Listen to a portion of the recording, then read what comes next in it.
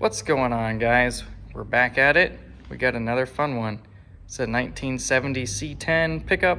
My buddy Alec brought this over to me to do some intercooler piping work for him. It's a Texas truck that has been circumcised, as you can see, which is, never a bad thing because short bed life.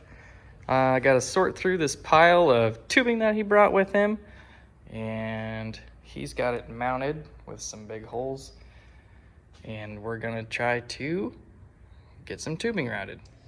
All right, so I'm just using some of the stuff Alec already had. That piece with his valve actually fit really good in there. So I've got this piece of aluminum clamped in to try to get myself some sort of straight edge as a reference line. So if I measure over to where his hole is bored in here of where he wants it to come through the radiator support, it's roughly 6 inches from the inside of that tube to where the outside of that tube will be. So if I come over here and kind of try to draw it out and mimic what I got going on, this straight section mimics where my straight piece of angle I have clamped to that tube is. Then I'm gonna have a 3-inch gap in between, and this is where that other tube will route.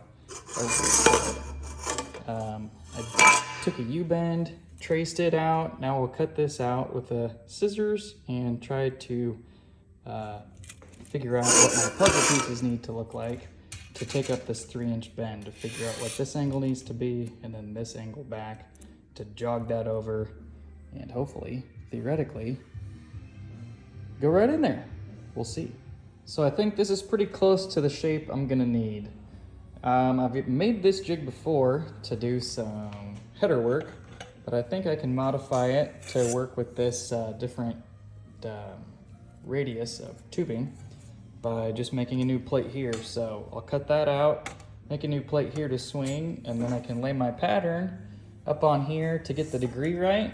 You always want to make sure you're cutting your tube in the center and keeping that tube round and not making it oval. So if you keep that on the center line of the tube and have a nice cut, you can rotate them all different directions and they'll still line up. So this, I'm sure, is not going to be just a straight laid out flat piece like that.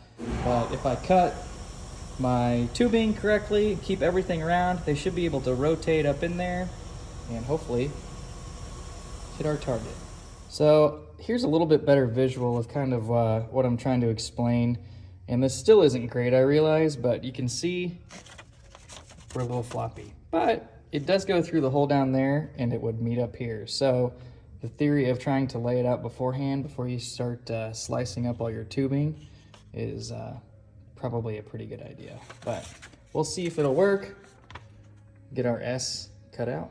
All right, so I got this little jig modified. So this is the center of our 180. And as you can see, it'll swing around on here. So you can lay your paper pattern on here. And then you know exactly what degree you need to be. You can run a Sharpie mark along here, then you've got a cut line, and that will keep your tube a circle instead of an oval. So we're gonna get a couple cut here and see if we can start getting some fit up. All right, our pattern worked out. We are gaining. So I actually had to put a little bit of an extension in here, but the angle of it was correct. So when you hold it up here, we're hitting our target pretty good. I've just got to try and figure out now. Let's see where to put that. So I got to put a 90 directly. Let me show it here. I've got to put a 90 right here, so it is going to be tight. So basically, I'm going to have to cut this one right where the radius starts, and then cut this one right where the radius starts down here, and combine the two. And then I think we should be mated up pretty good to slide right in our boot. We actually might have to put a little bit of an extension on this side to get there, but we're getting this side going. I'll update you as we go. That is a wrap on side 1. We're all hooked up and connected. So side 2 is actually going to be a little bit easier. I think I'm just going to be able to take a U-bend and cut it in half and kind of reclock it. And then we are looking at just a straight section down. I'll probably boot it here. So it'll just be a short section to a boot, and then reclocking a 90 out. and we should be back in business. I would love to have it all be one piece like the other side, but there's no way I'll be able to get a U-bend wiggled in through all this madness. So tomorrow I think I'm gonna tackle this side, and Alec will be on his way to burnouts and whatever else. Stay tuned. So I'm gonna be able to do the driver's side in these 3 pieces. So this is a U-bend that I cut in half. There's Sharpie marks on it that line it up with this other piece. But luckily for me, the guy that I share a building with owns Bead-form. So this is your bead from, this is just Amazon special tubing.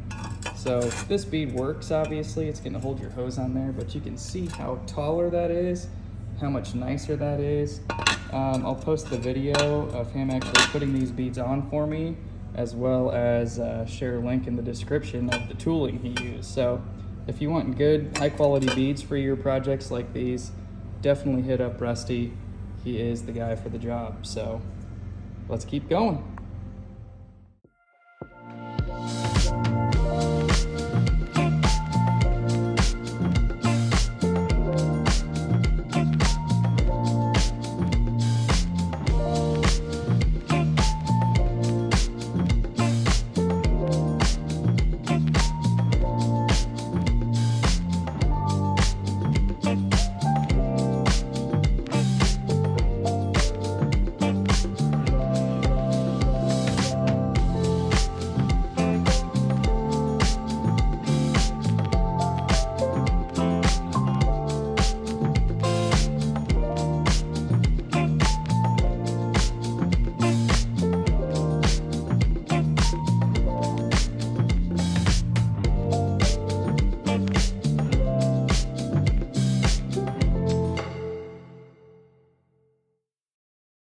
This side is done. Just got to throw some clamps on. Turned out really good.